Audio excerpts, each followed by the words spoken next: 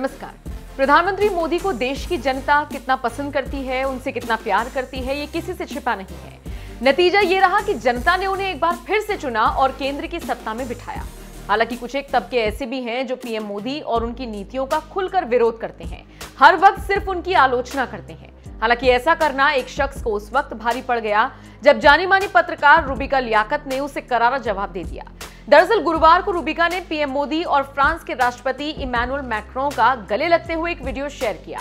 इस वीडियो के साथ रूबिका लिखती हैं, मोदी संग मैक्रोन दो सबसे महत्वपूर्ण और मजबूत नेता जो यूक्रेन रूस युद्ध को रुकवाने में अहम भूमिका निभा सकते हैं। रूबिका के इस पोस्ट पर सुबीर सिन्हा नाम के यूजर ने लिख दिया, क्या बकवास करते रहती हैं आप 24/7 रूबिका लियाकत, शर्म आनी चाहिए आपको इस तरह की चाटुकारिता करते हुए। इसी शख्स का जवाब देते हुए रूबिका ने लिखा, क्या बकवास करते रहते हैं आप 24/7, शर्म आनी चाहिए आपको अपने पीएम से इस तरह की नफरत करते हुए। अब तो नफरत को भी आपसे नफरत हो गई होगी। रूबिका के इस करारे जवाब पर ट्विटर यूजर्स उनकी खूब तारीफ कर रहे हैं। आपको बताते चले, रूबिका अक्सर अपने ऐसे ही दमदार और बेबाक अंदाज के लिए जानी जाती रही हैं। वो ऑफ कैमरा हो या ऑन कैमरा, उनका ये अंदाज हर जगह दिखता है। हाल ही में जब योगी आदित्यनाथ ने अपनी मां से मुलाकात की थी, उस दौरान वो काफी भावुक हो गए थे। योगी के इस अंदाज को देख पत्रकार रूबिका भी इमोशनल नजर आई थी। उन्होंने ट्वीट करते हुए लिखा था, मां।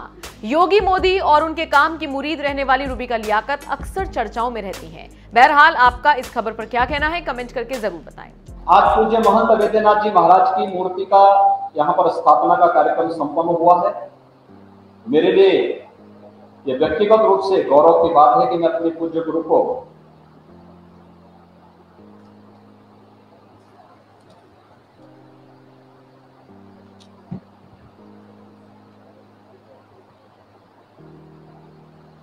उनकी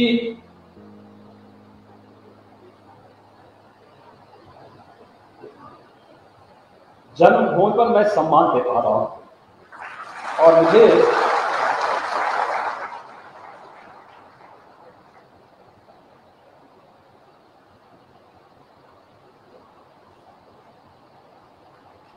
इस कार्यक्रम में उत्तराखंड सरकार ने बुलाया।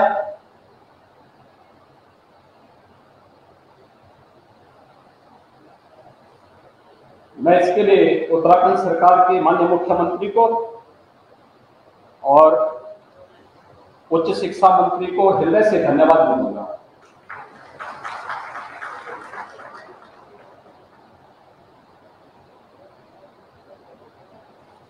भाइयों बहनों, आज मेरे लिए और भी गौरव का विषय है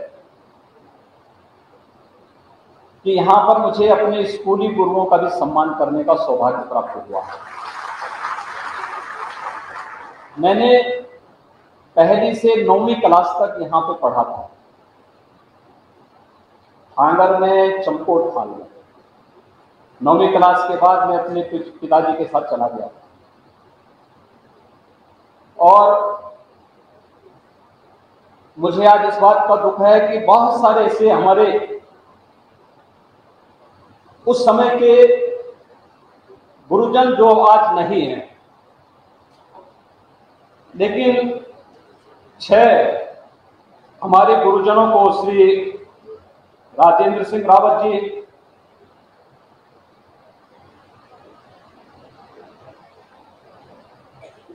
श्री रघुवीर सिंह नेगी जी,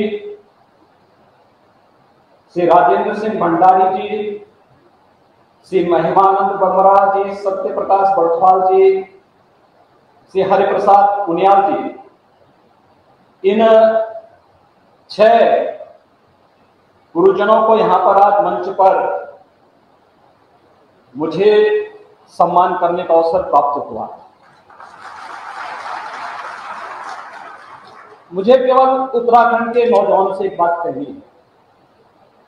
मैं देख रहा था, मैं बहुत बार देखता हूं, सुनता हूं, और त्रिवेंद्र जी ने जब यहाँ पर मुख्यमंत्री थे उस समय यहाँ पर एक उत्तराखंड का उन्होंने एक आयोग भी बनाया था, पलायन आयोग बनाया था। और मुझे उस समय इस बात को लेकर के खासतौर पर इस बात की चिंता होती थी कि आखिर उत्तराखंड से लोग पलायन क्यों कर रहे हैं। यहां पर जितनी अच्छी शिक्षा है, जितना अच्छा माहौल है पठन पाठन का, जितना प्राकृतिक सौंदर्य है और जितनी संभावनाएं हैं, उन संभावनाओं को हमें आगे बढ़ाना होगा। और मुझे लगता है कि यहां का युवा जहां कहीं जाएगा वह अपनी प्रतिभा का लोहा अवश्य मनवाएगा, लेकिन उसे विश्वास होना चाहिए अपने आप पर। हम लोगों ने भी यहीं पर रहकर पढ़ा है, यहीं पर रह के जाना है, कोई अतिरिक्त व्यवस्था के साथ हम लोग नहीं जिए थे। लेकिन आज जो कुछ भी हम लोग कर रहे हैं, जब अच्छी सरकारें आती हैं तो लोक जीवन में व्यापक परिवर्तन का व्यावहार भी बनती है। आपने देश के अंदर परिवर्तन देखा होगा 2014 के बाद, कैसे पूरा देश आज चलता हुआ दिखाई दे रहा है, कैसे पूरे देश के अंदर एक नई ओज है, एक नया तेज है, लोगों के मन में एक नया उत्साह है। कारण है देश के अंदर प्रधानमंत्री मोदी जी के नेतृत्व में ये देश फिर खड़ा हो चुका है, देश नई अंगड़ाई के साथ आगे बढ़ रहा है। और बार बार प्रधानमंत्री मोदी जी भी जब उत्तराखंड आते हैं, एक बात के लिए आप सबको बार बार कहते हैं कि हमें अपने आप को समझना होगा। उत्तराखंड का पानी भी और उत्तराखंड का जवानी भी पूरे देश के काम आता है। और खासतौर पर मैं जब यहाँ उत्तराखंड से गया था तब ये उत्तर प्रदेश का ही हिस्सा था। तो मुझे लगता है कि सन 2000 के पहले के जो लोग हैं वे सब भी उत्तर प्रदेश के ही वासी हैं। मूल रूप से जन्म उनका उत्तर प्रदेश में हुआ है, उनका जो मूल सर्टिफिकेट होगा उसमें उत्तर प्रदेश ही लिखा होगा। उसके बाद जिनका जन्म हुआ होगा वे लोग अपने को अपने नाम के आगे उनका उत्तराखंड लिखा जा रहा होगा। लेकिन उत्तर प्रदेश और उत्तराखंड विकास में मिलकर के बहुत अच्छा काम कर सकते हैं। और मैं इसके लिए आप सबको हृदय से अभिनंदन करूंगा कि अभी हाल ही में विधानसभा का चुनाव संपन्न हुआ है और आप सब ने प्रधानमंत्री मोदी जी के आह्वान पर श्री पुष्कर सिंह धामी जी के नेतृत्व में फिर से भारतीय जनता पार्टी की लोकप्रिय सरकार के गठन में अपना योगदान दिया। भारतीय जनता पार्टी को प्रचंड बहुमत के साथ उत्तराखंड के अंदर सरकार बनवाने में अपना योगदान दिया। आज सरकार यहाँ पे कार्य कर रही है। मूर्ति यहाँ पर चुनाव के पहले ही स्थापित हो गई थी, लेकिन समय न मैं दे पा रहा था और न ही कार्यक्रम बन पा रहे थे। कोरोना का भी इस सदी की सबसे बड़ी महामारी से हम लोग उभरे हैं।